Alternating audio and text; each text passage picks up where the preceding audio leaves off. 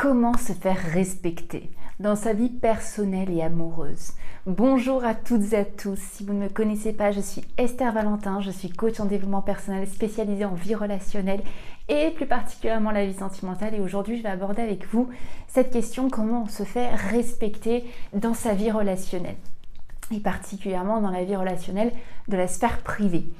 Eh bien, je vais commencer directement en disant que il faut s'aimer avant d'aimer. Ah, tout de suite, cette grande phrase qu'on entend si souvent. Et je rajouterais même à ça, et de chercher à être aimé. Donc, s'aimer avant de chercher à être aimé. Parce que si on va directement dans le fonctionnement de se sacrifier pour les autres à notre détriment, eh bien, pour que ce soit pour plaire, que ce soit pour faire plaisir, c'est une forme de déresponsabilisation du respect que l'on se souhaite. C'est finalement attendre que les autres le fassent, que les autres nous respectent en passant par un oubli de soi, donc un manque de respect de soi. Donc ça va passer par exemple par le fait que si je ne respecte pas moi-même ce que j'ai envie, ce que j'ai besoin, je vais peut-être me sacrifier en ne faisant pas quelque chose qui me fait plaisir pour faire plaisir à l'autre. Là déjà je suis en train de me manquer de respect, je suis en train de me manquer de valorisation envers moi. Mais en faisant ça, j'espère que l'autre me valorise. Quand j'emprunte un chemin inverse de la destination que je me souhaite, je vous assure une chose, ça marche pas, vous n'arrivez pas à la destination, c'est logique. Et pourtant, c'est un petit peu le procédé humain qu'on va prendre très naturellement. Je vais me manquer de respect de manière insidieuse, voire inconsciente, en espérant pourtant trouver le respect et la valeur de l'autre qui va me transmettre. Ça ne fonctionne pas. Donc on va voir ensemble comment, point par point, on peut mettre plus en pratique ce respect de soi et donc le respect qu'on va mettre dans nos relations, le respect qu'on recherche finalement.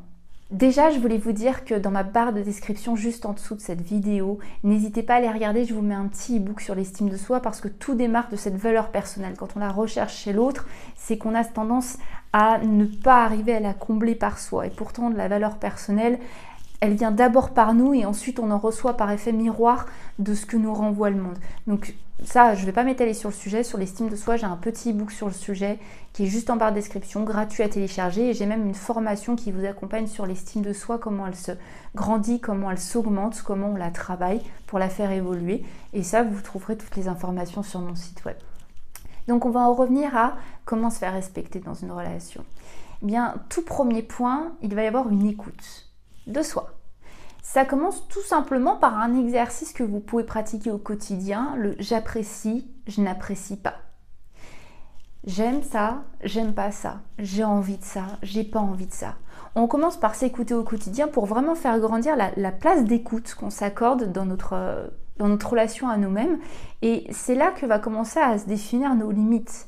Plus on s'accorde cette écoute en étant honnête envers soi, en se disant mais ça j'apprécie pas, plus le reste à suivre va être simple, vous allez voir. Je vais pouvoir d'ailleurs enchaîner sur ce deuxième point, ça va être se permettre d'en construire ses limites. Et oui, je ressens que je n'apprécie pas quelque chose, je ne veux pas que ça se produise, ça veut dire, ou que je ne veux pas que ça se reproduise. Ça y est, j'en définis une de mes limites. Une limite, ce n'est pas quelque chose automatiquement d'inacceptable, d'intolérable. On a des limites de choses, de valeurs plus ou moins importantes. Je n'ai pas envie qu'on me parle de ce sujet quand je ne le souhaite pas. Ça peut être autant, je ne souhaite pas, je souhaite la fidélité dans mon couple. Vous voyez, il y a des choses de l'ordre du petit quotidien, il y a des choses de l'ordre de la grosse limite d'un cadre, d'un domaine de vie. Ok ? J'espère que vous me suivez.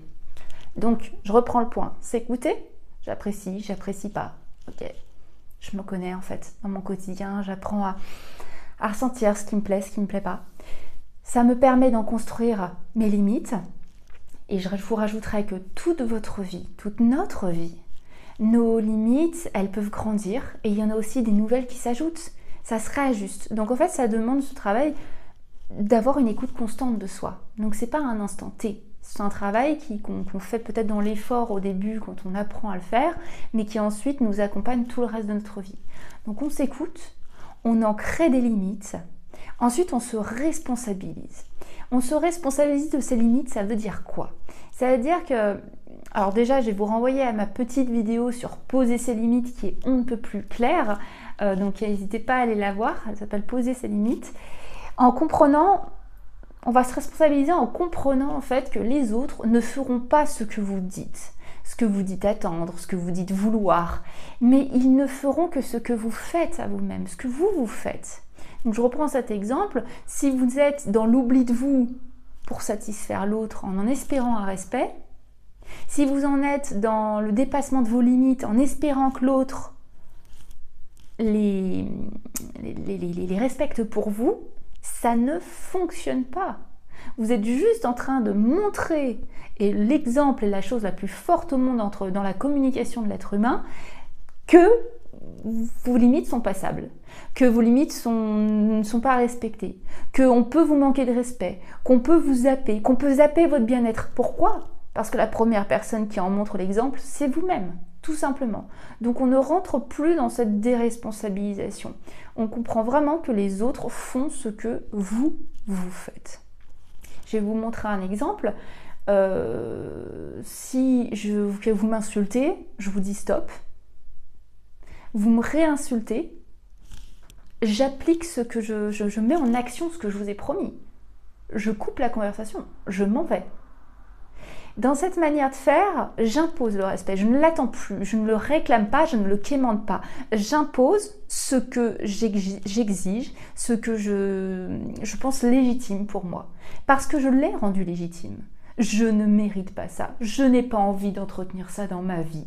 Ce n'est pas le respect que je me porte.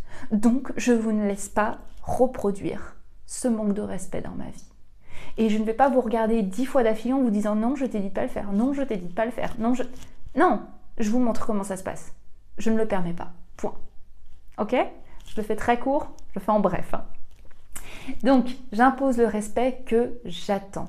Je le mets en pratique pour moi. Et ça, c'est un respect de moi que je vous montre en vous imposant de me respecter. Je prive ainsi l'autre de reproduire ce que je ne souhaite pas. Quand je vous donne cet exemple, je veux que vous compreniez qu'il n'y a pas besoin de transmettre le message par l'émotionnel.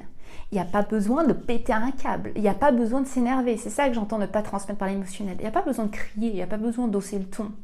On croit souvent qu'un message passe plus par l'émotion. Je vous assure que les personnes qui imposent le plus de respect sont celles qui n'ont pas à transmettre par l'émotion. Ce sont celles qui ont déjà légitimé le respect qu'elles attendent. Donc c'est vraiment celles qui appliquent ce qu'elles veulent pour elles. Ça veut dire que c'est en appliquant ce que vous voulez des autres que vous donnez le modèle et donc que vous le recevrez. Je veux que vous reteniez bien cette phrase. Les autres ne peuvent nous faire que ce que l'on permet. Et j'irai plus loin, les autres ne peuvent nous faire finalement que ce qu'on se fait à soi-même. Ok? Donc le respect, il s'applique de cette manière. Comment vous respectez dans votre quotidien? Je vous demande sincèrement d'observer le respect que vous vous accordez au quotidien. Et ça va de la plus petite chose aux plus grandes. Là, je vous ai parlé de limites, mais comment vous vous respectez au quotidien? Est-ce que vous respectez votre fatigue, vos besoins de repos? Est-ce que vous respectez vos désirs, vos projets? Est-ce que vous prenez le temps de vous appliquer, de leur donner un peu vie? Est-ce que vous vous respectez dans la réponse à une envie? Est-ce que vous vous dites du bien de vous? Est-ce que vous parlez mal de vous? Toutes ces petites choses sont déjà du respect de soi. Est-ce que vous respectez vos engagements vis-à-vis de vous-même? Par exemple, si vous promettez que demain vous allez faire du sport, est-ce que vous avez tendance à oh non, j'ai plus envie finalement demain? Ou est-ce que je me suis engagée envers moi, j'avais dit que je le ferais, je le fais? Tout ça, ce sont du petit quotidien de respect de soi, qui va faire naturellement qu'ensuite, sur des choses plus grosses, des limites plus ou moins lourdes à poser, vous allez continuer de vous respecter. Et le respect que vous cherchez chez l'autre, il passera par ça. J'espère que c'est un peu plus clair pour vous. J'espère vraiment que cette vidéo vous a plu. Si c'est le cas, n'hésitez pas à la liker. Et puis dans tous les cas, vous le savez, de mon côté, je ne vous lâche pas parce que je vous retrouve très vite pour une prochaine vidéo. À très vite. Bye bye.